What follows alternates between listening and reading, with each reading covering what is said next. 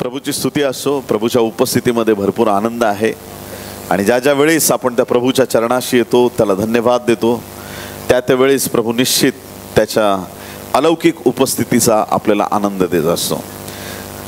बऱ्याचदा जीवनामध्ये अनेक चांगले प्रसंग येतात, कधी वाईट प्रसंग येतात आणि कधी कधी असं होतं की काही गोष्टी आपल्या त्रासामधल्या आपल्या सहनशक्तीच्या पलीकडे जातात. आणि बऱ्याच वेळा ज्यावेळेस माणसाची सहनशक्ती संपते त्यावेळेस त्याचे शब्द, बोलणं, वागणं, त्याचा स्वभाव, अनेक गोष्टींमध्ये बदल झालेले आपल्याला दिसतात.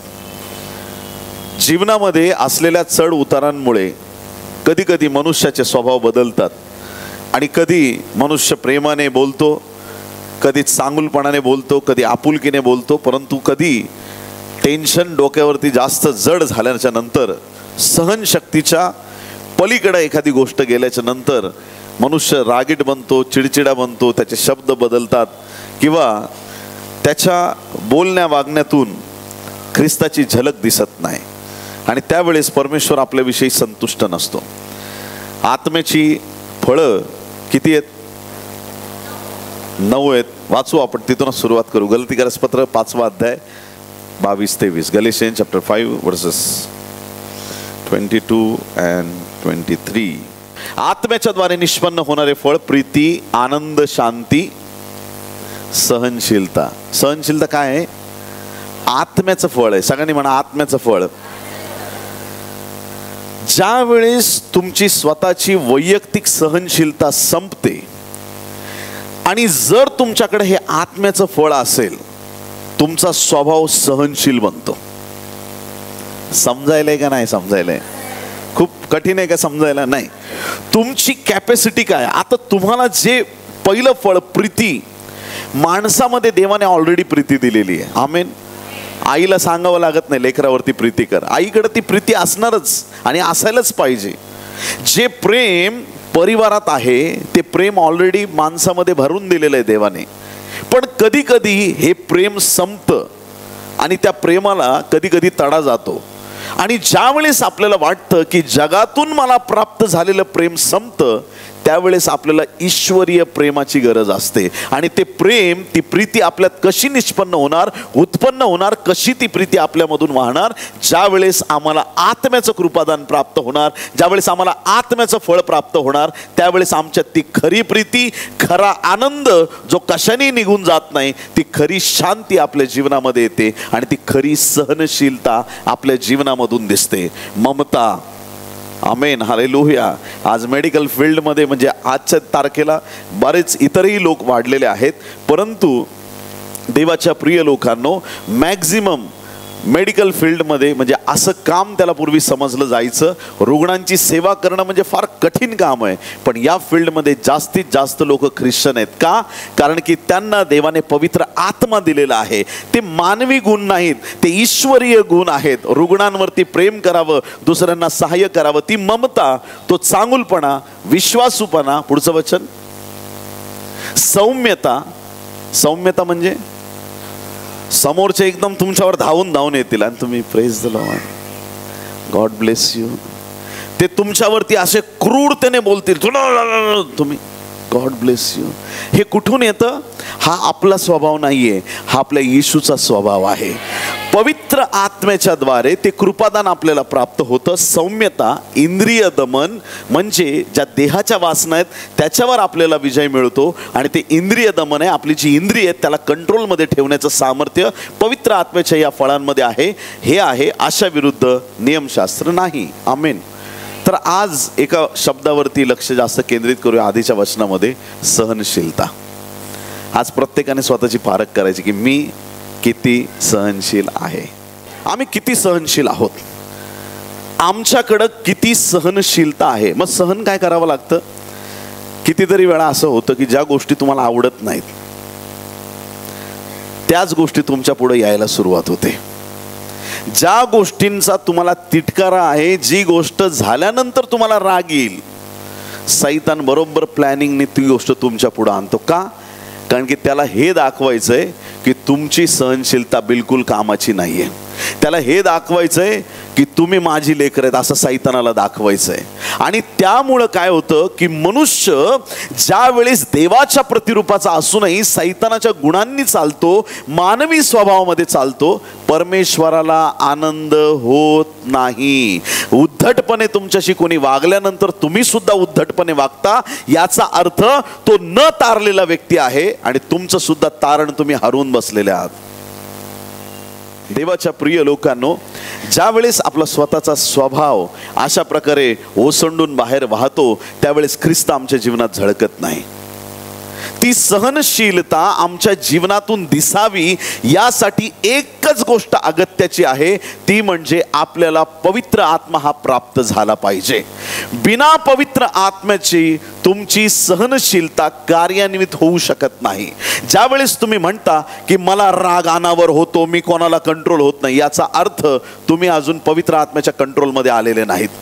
ज्या वेळेस तुम्हाला वाटतं की मी माझ्या शब्दांना कंट्रोलमध्ये ठेवू शकत नाही, मला बोलायचंय, अपमान करायचाय दुसऱ्याचा, मी केल्याशिवाय राहत नाही, मी बदला घेतो, त्यावेळेस समजून घ्या की तुम्हाला अजूनही पवित्र आत्मा मिळालेला नाही. ॲक्च्युली वास्तविक पाहता बऱ्याच लोकांना असं वाटतं की प्रार्थना चालू असताना माझ्या अंगावरती शहारे येतात आणि मला खूप देवाचा स्पर्श जाणवतो. स्पर्श जाणवणं ही फार वेगळी गोष्ट आहे, पण ही वेगळी गोष्ट आहे की तो आत्माच आपल्यामध्ये राहणं.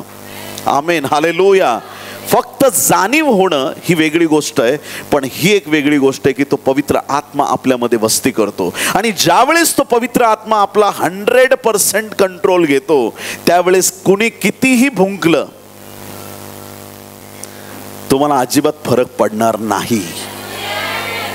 तू बोल, तू निंदा कर, तुला काय करायचंय कर, मी आत्म्याने चालणार आहे, मला फरक पडत. आणि उलट तुमचा स्वभाव असा चेंज होईल, तुमच्या कानावर जेव्हा येईल की कोणी तुमची निंदा केली, तुम्ही इतका आनंदात प्रभूला धन्यवाद द्याल की देवा त्यांचा वेळ निंदेत चाललाय, माझी वेळ तुझी आराधना, तुझी स्तुती, तुझी प्रार्थना, तुझं वचन, तुझं सामर्थ्य, तुझी कृपादृष्टी हे बोलण्यात आणि ह्याचा गौरव करण्यात, तुझं नाव उंचावण्यात माझा वेळ चाललाय. प्रभू तुला धन्यवाद, प्रभू तुला धन्यवाद, प्रभू तुला धन्यवाद. त्यांनी माझी निंदा केली पण मी तुझं गौरव करत आहे.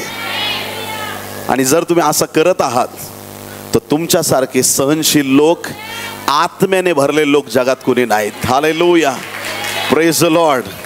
आज हा विजय प्राप्त करा. हालेलुया. म्हणा प्रभू येशू, हे प्रभू येशू, जी सहनशीलता वधस्तंभावरती तू प्रदर्शित केली, तीच सहनशीलता मी आज माझ्या जीवनात स्वीकारत आहे. प्रभू तुला धन्यवाद.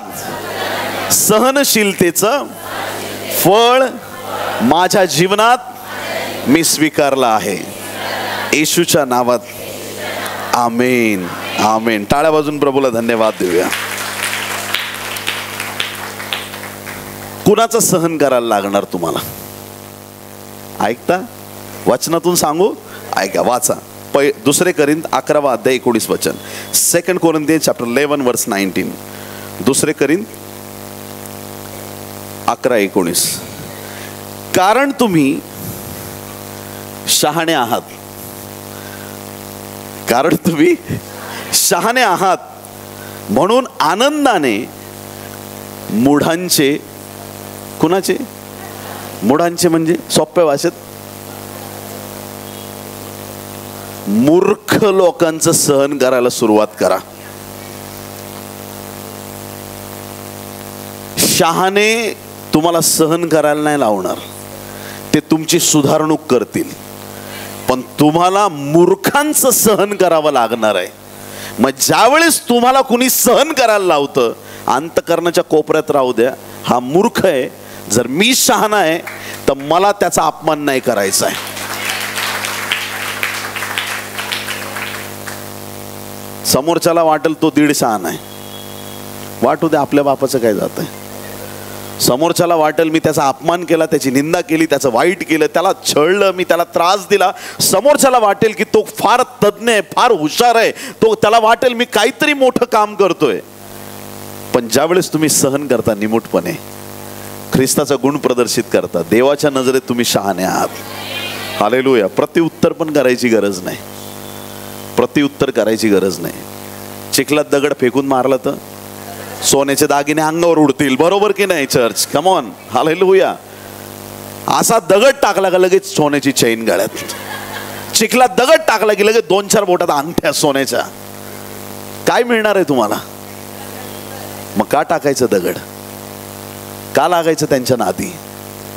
आम्हाला जे काम दिलंय ते करण्यापासून आम्हाला फुरसत नाही. मूर्खांच्या नादी लागू नका, तुमचा अभिषेक निघून जाईल. आज नंतर मूर्खांच्या नादी लागणं बंद. तुमची निंदा करणारे, तुमच्या विरुद्ध वागणारे, कपटाने तुमच्या बरोबर वागणारे लोक, त्यांच्या बरोबर बरोबरी करू नका. तुम्ही हारणार. मी काय बोललो? तुम्ही हारणार. त्यांच्या नजरेने तुम्ही हारणार, पण देवाच्या नजरेत तुम्ही जिंकलेले लोक असणार. आता काही लोकांच्या डोक्यावरून बाउन्स झालाय बॉल, परत रिपीट करतो. कसे हारणार ते सांगतो. त्यांनी 100 शिव्या दिल्या, तुम्हाला येतच नाहीत ना हो, तुमच्या रक्तातच नाही, कारण तुमचं येशूचं रक्त आहे ना, तुम्हाला जमणारच नाही ते. तुम्ही फार तर मूर्ख, बावळट. आता बायबलमध्ये जे शब्द आले तिथपर्यंत जाल. ते देतील त्यांच्या शिव्या, त्यांना काय द्यायच्यात ते. त्यांच्या शिव्यात, त्यांच्या भांडणात, त्यांच्या कपटी वृत्तीमध्ये तुम्ही हारणार आहेत. तयार व्हा त्यांच्या पुढे हारण्यासाठी, आणि तयार व्हा ख्रिस्तामध्ये विजय प्राप्त करण्यासाठी. तो जो आनंद आहे ना मनामध्ये तुमच्या, तो आनंद कोणाचा बाप काढून घेऊ शकत नाही. सहनशीलता वाढवा प्रियांनो. मूर्खांचं तुम्हाला सहन करावं लागणार आहे. गाडीत तुम्हाला ट्रेनमध्ये धक्काबुक्की झाली, दिसत नाही का आंधळी आहे का? सॉरी ताई. देवाच्या प्रिय संतगणांनो, प्रभूचं वचन आहे हे, मूर्ख तुम्हाला सहन करायला लावतील. तुमच्या जीवनात आज कुणीतरी आहेच, मी म्हणत नाही असेल तर आठवा, विचार करा. तुमच्या जीवनात तो मूर्ख आहेच. जर तुम्ही येशूचे लेकरं आहेत तर मी लावून बोलतो, तुमच्या जीवनात तो मूर्ख आहेच. मग त्याला टार्गेट करून म्हणा, मी तुझ्या नादी नाही लागणार आजपासून. मी माझा वेळ का घालू? माझा वेळ मी पैसे मोजण्यात घालवेल, माझा वेळ मी देवाचा गौरव करण्यात घालवेल, माझ्या देवाने जे दिलंय त्याच्याबद्दल स्तुती करण्यात मी वेळ घालवेल. तू काय करतो तुझं तू कर. तुझ्या वाट्याला निंदा आली आहे, तू निंदा कर. तुझं जे काम आहे ते तू कर. माझं काम मला माहिती आहे मी काय करायचंय, कारण तुम्ही शहाणे आहात. म्हणून आनंदाने मुळांचे सहन करता. याकोबाचे पत्र 5वा अध्याय 7 ते 12 वचनं. अहो बंधूंनो, प्रभूच्या आगमनापर्यंत धीर धरा. कधीपर्यंत? नंतर काही टेन्शन आहे? तुम्हाला काय देवदूत स्वर्गात म्हणणार आहे का, हे तिकडं उभं राही माझी जागा आहे? तिथं कोणी म्हणणार आहे का सासूरवास आहे का स्वर्गात? बोला की मोठ्या आवाजात. कोणी तिथं म्हणणार आहे का, मिकाएल म्हणाल का ही माझी जागा आहे, चल तिकडं उचल? इथं नाही, मी हे मी ते काहीच नाही. उलट मी तर म्हणतो ना, ज्या जागेवर आपण असू तिथं देवदूतांना पण एंट्री नाही. खूप जड आहे माझं बोलणं, आणि मी सशास्त्र बोलतो. नवरा असतो ना, नवरा, त्याच्या बाजूला वधूची जागा असते. हे बाकीचे वराडी आहेत ना खाली, तिकडं मंडळीची जागा ख्रिस्ता बरोबर आहे. आहे का सासूरवास? तिथं तिथं काही टेन्शन आहे का? काही तणाव आहे का? सहन कुठपर्यंत करायचं? तो शेवटचा कर्णा वाजला ना, त्या आवाजात ना एवढं समाधान असणार आहे ना, नुसत्या उड्या मारणार सगळे टनाटन. ये प्रभू धन्यवाद, आला माझा येशू, आला माझा. बाकीचे लोक उरबडवून घेतील, पण विश्वासणारे उड्या मारतील, आनंद करतील. माझा प्रभू आला, माझा प्रभू आला. संपलं सगळं, आता टेन्शन काहीच नाही राहिलं. पण त्या क्षणापर्यंत धीर धरायचा आहे, प्रभूच्या येण्यापर्यंत धीर धरायचा आहे. अहो बंधूंनो, प्रभूच्या आगमनापर्यंत धीर धरा. पहा, शेतकरी भूमीच्या मोलवान पिकाची वाट पाहत असता त्याला पहिला व शेवटला पाऊस मिळेपर्यंत त्याविषयी तो धीर धरतो. खूप महत्वाचं आहे. शेतकरी धीर धरतो. बीज पेरलं, आज तो म्हणत नाही उद्या सकाळी मला कापणी करायची, वाट बघावी लागते. पेरल्यानंतर वाट बघायची सवय ठेवा. किती लोक आमेन म्हणतील? हालेलुया. पेरणी केली की वाट बघत राहा की प्रभू तुम्हाला कधी प्रतिफळ देतोय. तो धीर असणं गरजेचं आहे. ती सहनशीलता, तो वेळ तितका आपण अगदी शांत चित्ताने राहणं गरजेचं आहे. वाट पाहणं, प्रभूवर विश्वास ठेवून मी पेरलंय, देवा तू पाऊस पाठव, ते तुझं काम आहे आता ते वाढवणं. माझं काम पेरायचं होतं, तुझं काम आहे प्रतिफळ द्यायचं. वाट बघायची शेतकऱ्यासारखी. तुम्हीही धीर धरा. शेतकरी धीर धरतात ना, तसं तुम्हीही धीर धरा. आपली अंतःकरणे स्थिर करा, कारण प्रभूच्या आगमनाची वेळ आली आहे. बंधूंनो, तुम्ही दोषी ठरू नये म्हणून एकमेकांविषयी काय करू नका. कोणाविषयी? तुम्हाला एक सांगू का, तुमचे शेजार पाजारचे विधर्मी लोक कुरकुर नाही करणार, तुमचेच जवळचे लोक कुरकुर करतील. त्यांना कुरकुरेचं पाकिट आणून द्या तुम्ही. हालेलुया. करा काय करायचंय. हालेलुया. दुसरे लोक तुम्हाला छळणार नाहीत. बायबल किती स्पष्ट आहे. प्रभूला माहिती आहे त्या दिवसात लोक काय करणार आहेत.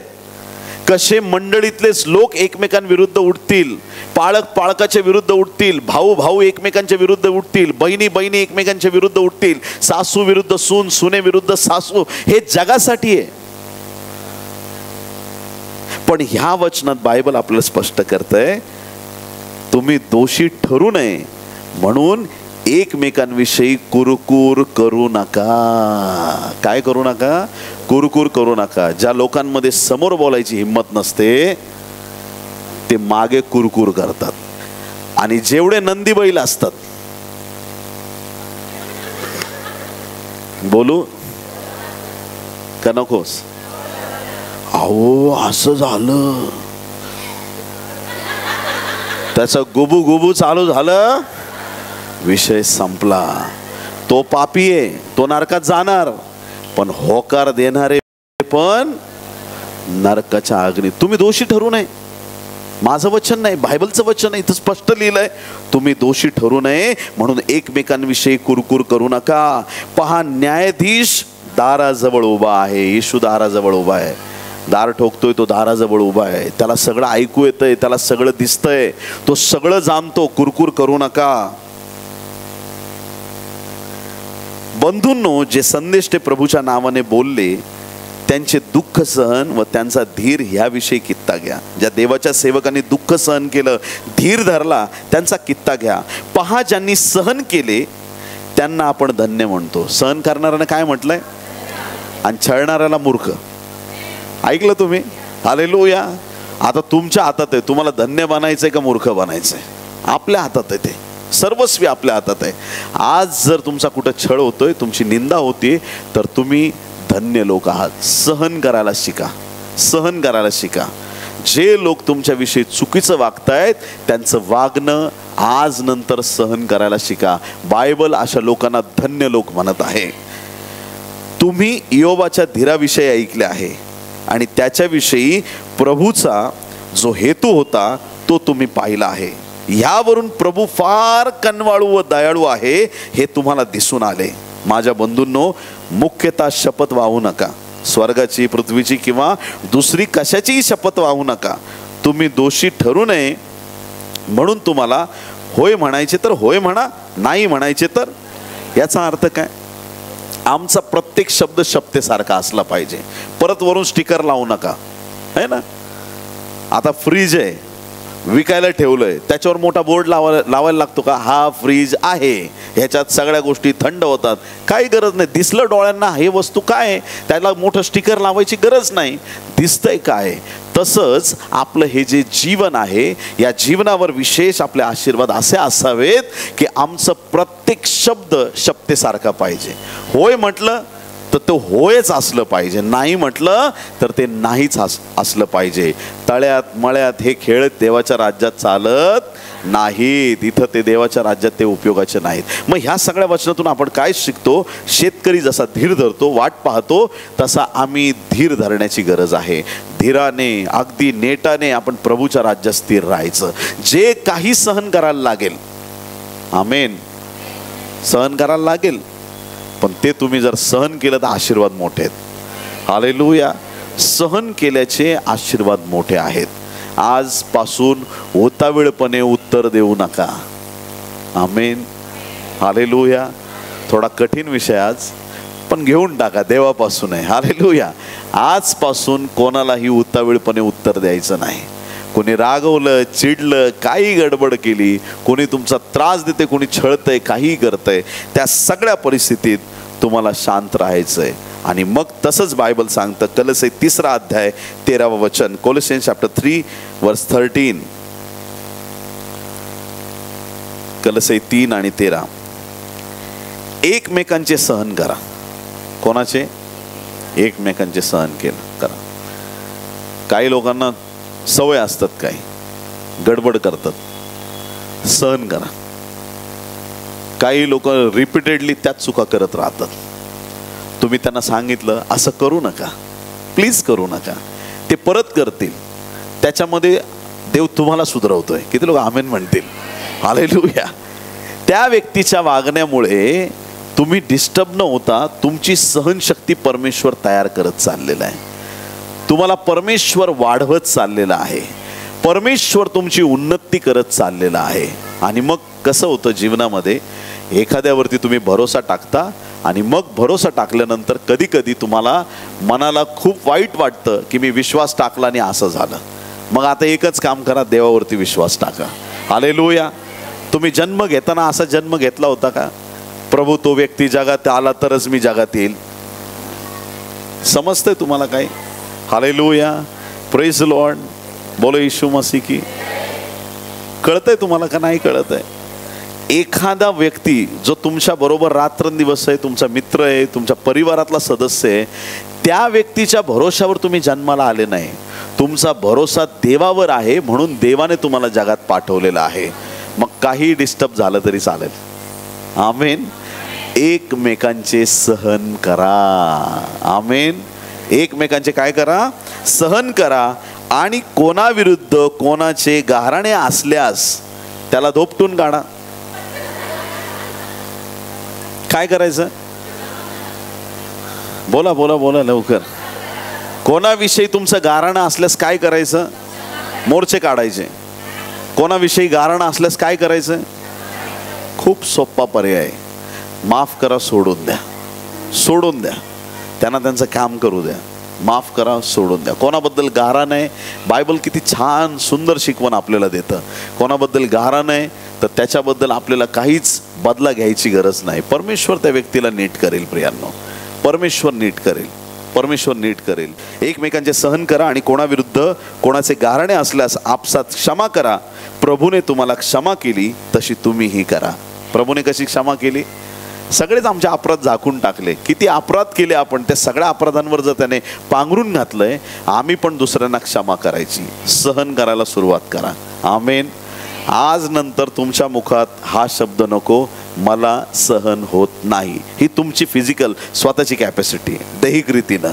पण ज्यावेळेस तुम्हाला सहन करावं लागतं त्यावेळेस तुम्ही म्हणता, प्रभू तुला धन्यवाद, कारण पवित्र आत्म्याने मला सहनशीलतेचं कृपादान, ते फळ दिलेलं आहे. हालेलुया. त्या सामर्थ्यात तुमच्याकडं सगळ्या गोष्टी सहन करण्याची शक्ती येणार. आमेन. 1 पेत्र 2 अध्याय 19 वचन. ज्यावेळेस तुम्ही सहन करता त्यावेळेस कशाचं स्मरण ठेवलं पाहिजे? 1 पेत्र 2:19. जर कोणी अन्याय सोसताना देवाचे स्मरण ठेवून दुःखे सहन करतो तर ते उचित आहे. आमेन. जेव्हा तुम्हाला सहन करायला लागतं त्यावेळेस तुम्हाला दुःख सहन करताना देवाचं स्मरण तुम्हाला ठेवायचं. प्रभूला लक्षात घेऊन, प्रभू बघ मी सहन करतोय, तू आहेस माझ्याबरोबर, तुला धन्यवाद. बस. स्मरण कशाचं ठेवायचंय? देवाचं.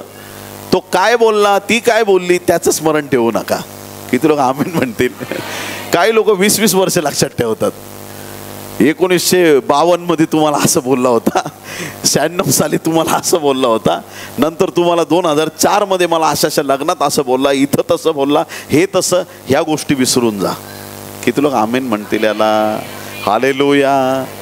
त्या शब्दांचा हिशोब तुम्ही ठेवू नका. आमेन.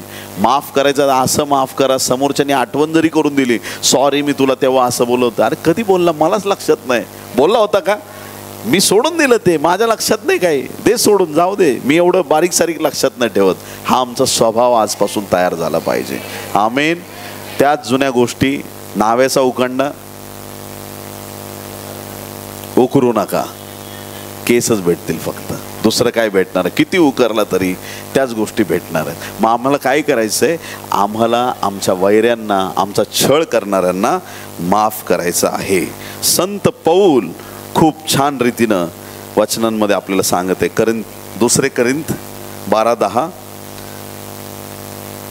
दुसरे करिंथ 12:10, ख्रिस्तासाठी दुर्बलता, अपमान, अडचणी, पाठलाग, संकटे यात मला संतोष आहे, कारण जेव्हा मी अशक्त तेव्हाच मी सशक्त आहे. शरीरात अशक्त आहे पण आत्म्यात मी बलवान आहे, हे त्याला म्हणायचं आहे.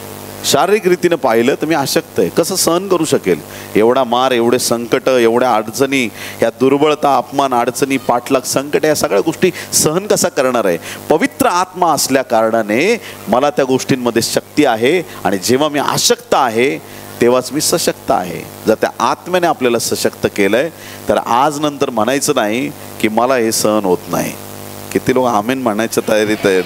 हालेलुया. प्रभूची स्तुती असो. प्रकटीकरण 7वा अध्याय 16 आणि 17 वचनं. प्रकटीकरण 7, 16 आणि 17. ते ह्यापुढे भुकेले असे होणार नाहीत व तानेलेही होणार नाहीत. स्वर्गात भूक आणि तहान नसणार.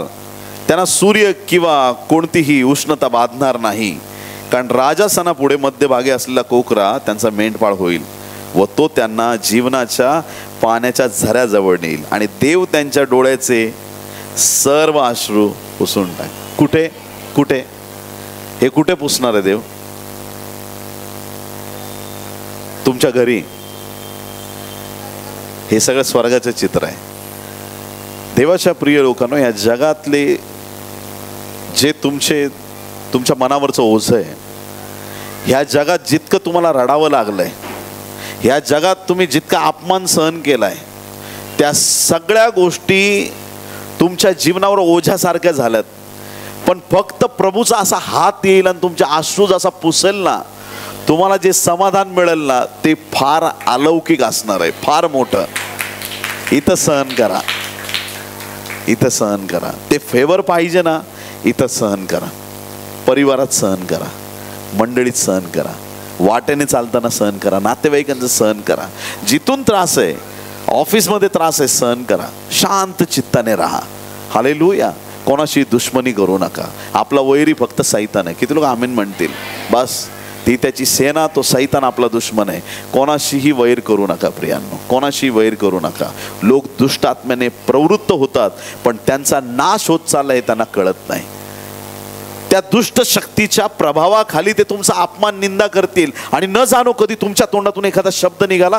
तुमचं मुख देवाच्या सामर्थ्याने भरलेलं आहे, म्हणून कधीच आपल्या मुखातून काही अपशब्द बोलू नका. कोणाचं वाईट होऊ शकतं त्याच्यामुळं. तुम्ही ऐकताय मी काय म्हणतोय?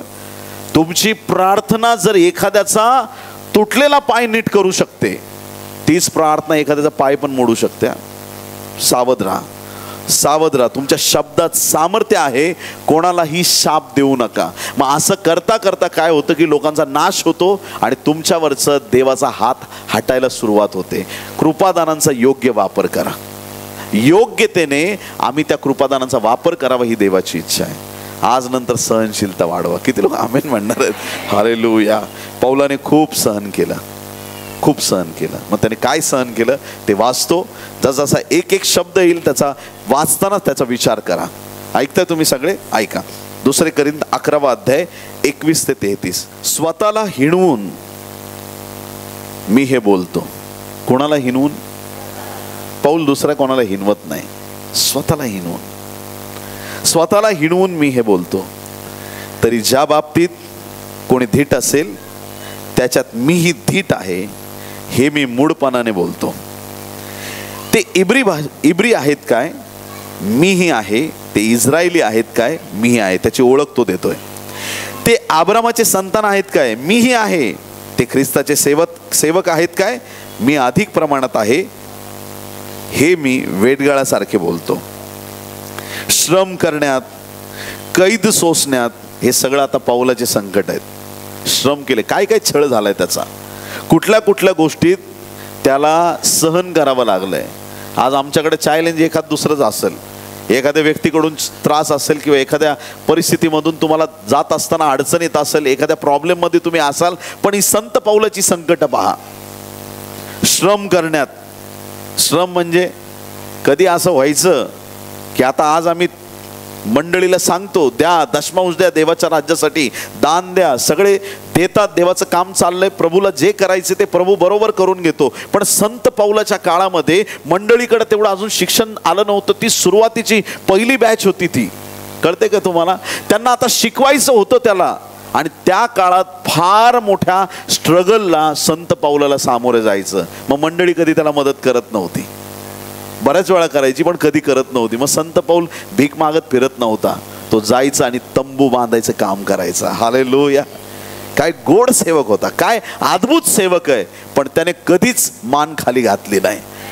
काम करील, पैसा आणील, पण माझ्या देवाचं काम मी थांबू देणार नाही. हालेलुया! खूप मोठी महत्वाची गोष्ट, ते जे कष्ट आहेत त्याचे, ते कष्ट, ते श्रम, सेवेतले श्रम, त्या सगळ्या गोष्टी इथं एका शब्दात दिल्यात. श्रम करण्यात, कैद सोसण्यात, जेलमध्ये कैक वेळा त्याला टाकलं, कैद सोसण्यात, बेसुमार फटके खाल्ल्यामुळे. किती बेसुमार, उपकार आहे तेरे बेसुमार, आम्हाला ते माहिती आहे ना, आशीर्वाद बेसुमार आहेत. पण पौलाकडे बेसुमार काय आहे? फटके खाल्ले, काउंट करता येत नाही असे फटके खावा लागलेत सेवेसाठी. सुरुवातीचा काळ होता तो. कट्टर यहुदी लोकांमध्ये उभा राहायचा, कट्टर लोकांमध्ये, रोमी लोकांमध्ये उभा राहायचा, कट्टर लोकांमध्ये, आणि त्यांच्यात ओरडून ख्रिस्ताचं नाव सांगायचा. सभास्थानांमध्ये उभा राहायचा. काय त्याची हिंमत, काय त्याची ताकद होती. पवित्र आत्मा त्याच्या मुखातून बोलत होता. त्या पौलाच्या हिमतीची दाद दिली पाहिजे, आणि त्या कठीण काळात कठीण मनाच्या लोकांना बदलवण्यासाठी देव त्याचा वापर करत होता. आणि त्याच समयात वाजवायचं तर वाजून टाका एकदा टाळ्या. संत पौलाच्या जीवनाबद्दल देवा धन्यवाद. आमेन, हालेलुया. फटके, बेसुमार फटके खाल्ल्यामुळे व पुष्कळ वेळा मृत्यूच्या दाढेत पडल्यामुळे मी अधिक आहे. पुष्कळ वेळा, एकदा दोनदा नाही, पुष्कळ वेळा मृत्यूच्या दाढेत. मृत्यूला जवळून बघतो ना आपण कधी, असं एकदम मृत्यू असा आलाय, आता मरणार, आणि मग आपण म्हणतो की मी नाही, जा तू निघ. आमेन, हालेलुया, प्रेज द लॉर्ड. प्रभूची स्तुती असो. मृत्यू असा जवळ यायचा पौलाला, एकदा दोनदा नाही, खूप वेळा, खूप वेळा, खूप वेळा असं वाटायचं की मरणार आता पौल. पण देव त्याला तिथून वाचवायचं, कारण सेवा करायची होती. जोपर्यंत तुम्हाला दिलेलं काम संपत नाही, तुम्ही मरणार नाही. डॉक्टर लोक शॉक होतील, तू जागला कस काय, काम बाकी आहे. प्रभूची स्तुती असो. संत पौल बघा काय सुंदर रीतीनं, काय अद्भुत रीतीनं देव त्याचा वापर करत आहे.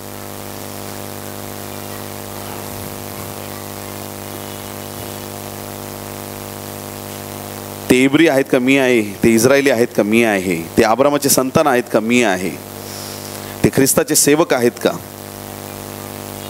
मी अधिक प्रमाणात आहे. हे मी वेडगाळासारखे बोलतो. श्रम करण्यात, कैद सोसण्यात, बेसुमार फटके खाल्ल्यामुळे व पुष्कळ वेळा मृत्यूच्या दाढेत पडल्यामुळे मी अधिक आहे. 5 वेळा मी यहुद्यांच्या हातून 39 फटके खाल्ले. किती वेळा? येशूने किती वेळा? येशूने म्हटलं तुम्ही माझ्यापेक्षा मोठी कामं कराल. हे सिक्रेट आहे. त्याची सेवा 3.5 वर्ष, त्याची सेवा 96 साली मी सुरू केलंय. रिटायरमेंट नाही या कामामध्ये. दात पडले तेव्हापर्यंत चालू राहणार आहे. रिटायरमेंट नाही या कामात. त्याची 3.5 वर्षाची सेवा, म्हणून तो म्हणतो की माझ्यापेक्षा मोठी कामं तुम्ही करा. संत पौलाकडून देवाने कामं करून घेतली. जर कामं करून घेतली, फटके पण जास्त पडते. खूप हिम्मतबाज होता संत पौल. असे निर्भीड लोक देवाच्या राज्यात पाहिजे. नंतर इतका एक्सपर्ट झाला होता ना संत पौल, पूर्ण कायद्याचा त्याला पूर्ण अभ्यास झाला होता. कुठं पण जायचा, उभा राहायचा, तिकडं कायदे कानून ते सांगायचे, धर्म परिवर्तन हे ते दुनियादारी नाही. मी सांगतो ऐका. सगळे कायदे त्यांना शिकवायचा. एवढा एक्सपर्ट कायदे पंडित झाला होता. किती त्याला अडकवायचा प्रयत्न करायचे, पण पौल बरोबर असा संभाषण करायचा पवित्र आत्म्याच्या सामर्थ्याने, बरोबर तिथून निसटून जायचा. मग शेवटी त्यांनी टार्गेट केलं, स्वतः जाळपोळ केली रोममध्ये. आणि शेवटी बिचाराला खोटा आळ घेतला की यांनी जाळपोळ केली. अरे हा पवित्र आत्म्याची आग लावणारा माणूस आहे, तो कशाला जाळपोळ करेल. खोटा आळ टाकून शेवटी आत केलं त्याला. ज्यावेळेस सत्यतेने गोष्टी घडत नाहीत, लबाडीने लोक तुमचा काटा काढण्याचा प्रयत्न करतील, पण देवाला धन्यवाद द्या, प्रभू तुम्हाला सोडणार नाही. आमेन, हालेलुया. किती वेळा फटके खाल्ले? 5 वेळा यहुद्यांच्या हातून 39 फटके खाल्ले. त्याच्याच लोकांनी त्याला मारलं. 3 वेळा छड्यांचा मार खाल्ला. एकदा मला दगड मार झाला, म्हणजे असा मार झाला की तो मरणार होता, तिथून परत देवाने त्याला उठवलं. मेला असं समजून लोक सोडून गेले. पौल मेला होता प्रियांनो, लोक त्याला टाकून गेले, मेला मेला चला. हा परत उठला आणि परत सेवा करायला लागला. आमेन, हालेलुया. फार अफाट सेवक आहे देवाचा. 3 वेळा माझे गलबत फुटले, जहाज फुटलं. 1 दिवस व 1 रात्र मी समुद्रात घालवली. मी कितीतरी प्रवास केला. नद्यांवरील संकटे, लुटारूंमुळे आलेली संकटे, माझ्या देश बांधवांनी आणलेली संकटे, परराष्ट्रीयांनी आणलेली संकटे, नगरातील संकटे, रानातील संकटे, समुद्रावरची संकटे, खोट्या बंधूंनी आणलेली संकटे. हे लय भारी वाटलं मला एकदम. हालेलुया. कोणत्या बंधूंनी? खोट्या बंधूंनी आणलेली संकटे, श्रम व कष्ट, कितीतरी वेळा केलेली जागरणे, तहान भूक, पुष्कळ उपास तापास, थंडी, उघडे वागडेपणा, या सर्वांमुळे मी अधिक आहे. शिवाय ह्या अशा इतर गोष्टींखेरीज माझ्या मनावरचे ओझे, म्हणजे हे तर सगळं आहेच, मनावर पण ओझं आहे, म्हणजे सर्व मंडळाविषयीची चिंता आहे. बाकी छळ तर आहेच, पण मंडळीची काळजी पण त्याच्या मनात आहे. हा पण त्रास आहे त्याला. एखादा दुर्बळ असला तर मी दुर्बळ होत नाही काय, आणि एखादा अडखळवला गेला तर मला संताप येत नाही काय. मला प्रौढी मिरवणे भाग पडलेस तर मी आपल्या दुर्बलतेची प्रौढी मिरवीन. आपल्या प्रभू येशूचा देव व पिता, जो युगानुयुग धन्यवादित आहे, त्याला ठाऊक आहे की मी खोटं बोलत नाही. आमेन, हालेलुया. या वचनामध्ये ना काय प्रभूचं वचन आपल्याला शिकवत आहे? संत पौलाने खूप छळ आणि खूप गोष्टी सहन केल्या. त्याने काय केलं? सहन केल्या. हे सहन करण्याची जी ताकद आहे ती पवित्र आत्मा आपल्याला देतो. आणि जे लोक सहन करत राहतात, भावांनी खड्ड्यात फेकलं, सहन केलं, जेलमध्ये टाकलं खोटा आरोप घेऊन, सहन केलं, तो सहन करत राहिला. पण एक टाइम असा आला की देवाने त्याला एकदम उंच केलं. आमेन, हालेलुया. असं होणार नाही का देव नुसतं सहनच करायला लावेल तुम्हाला, आयुष्यभर नुसतं सहनच कर. पौलाच्या सेवेचा आउटपुट किती मोठा आहे. हालेलुया. त्यांनी जेलमध्ये लिहिलेली पत्र आज आमच्या कामी पडत आहेत. आपल्याला राईट मार्गदर्शन त्याच्यामुळं मिळत आहे. कितीतरी मोठी गोष्ट आहे. आज नंतर प्रभूकडं एक अभिवचन घ्या. प्रभूशी आज बोला की प्रभू, आज नंतर मी सहनशक्ती माझी वाढवण्यासाठी तुझ्याकडे प्रार्थना करत आहे. आमेन. मला पवित्र आत्म्याच्या सामर्थ्याद्वारे सहनशक्ती दे. किती लोक आमेन म्हणणार? काही लोकांचे चेहरे चिंताक्रांत झालेत. हे देवाकडे आल्यावर असं पण करावं लागतं, असंच करावं लागतं. हालेलुया. तुम्हाला सहनशक्ती वाढवावी लागणार आहे. भांडणं किंवा मारामारी, शिवीगाळ हे तुमच्यासाठी नाही. तुम्हाला सहन करायचं आहे. आमेन. किती सहन करायचं आहे? किती दिवस सहन करायचं आहे? तो तुतारीचा नाद ऐकेपर्यंत सहन करायचं आहे. आणि एकदा तुतारीचा नाद झाला, तुमचं शरीर बदललं, मार रे मला, आहे का तुझ्या बापात हिम्मत, मार मला, तो बंदुकीच्या गोळ्या झाडीला आरपार निघून जाईल. चल, फरक नाही पडताय मुझे. आमेन, हालेलुया. त्या क्षणापर्यंत सहनशील राहा, प्रभूचं गौरव प्रकट होणार. आमेन, हालेलुया. या आपण आपले डोळे बंद करू, एक लहानशी प्रार्थना करूया. पवित्र स्वर्गीय देवा, येशूच्या नावात पिता, आम्ही तुझ्या चरणाशी येतो. प्रार्थना करतो प्रभू, तुझं अलौकिक वचन आज आमच्याकडे पाठवलंस. ज्या ज्या कानांपर्यंत आजचं वचन गेलंय प्रभू, त्या प्रत्येक माझ्या भावा बहिणीच्या अंतःकरणाची आज तू पकड घे. त्या प्रत्येक व्यक्तीला प्रभू तुझ्या पवित्र आत्म्याने तू भर. अंतःकरणापासून प्रार्थना करतो स्वर्गीय बापा, जी सहनशीलता ख्रिस्ताने वधस्तंभावरती प्रदर्शित केली, ती सहनशीलता आज नंतर आमच्या जीवनातून दिसू दे प्रभू. आमचं बोलणं मिठाने रुचकर केल्यासारखं असू दे. आमच्या बोलण्या वागण्यात ती सहनशीलता दिसू दे प्रभू. आमच्या मनाचा, बुद्धीचा, ज्ञानाचा ताबा पवित्र आत्म्यात तू घे. धन्यवाद प्रभू, तुझी सहनशीलता तू आम्हाला दिली. हा वेळ समय तुझ्या हाती घे. तुझा अद्भुत आणि महान गौरव आमच्या जीवनात होऊ दे. ही सर्व प्रार्थना उद्धारक येशूच्या गोड पवित्र आणि सर्वोच्च नावात मागतो म्हणून पिते, ऐक. आमेन आमेन. बोलो येशू मसीह की. टाळ्या वाजून प्रभूला धन्यवाद देऊया. हालेलुया.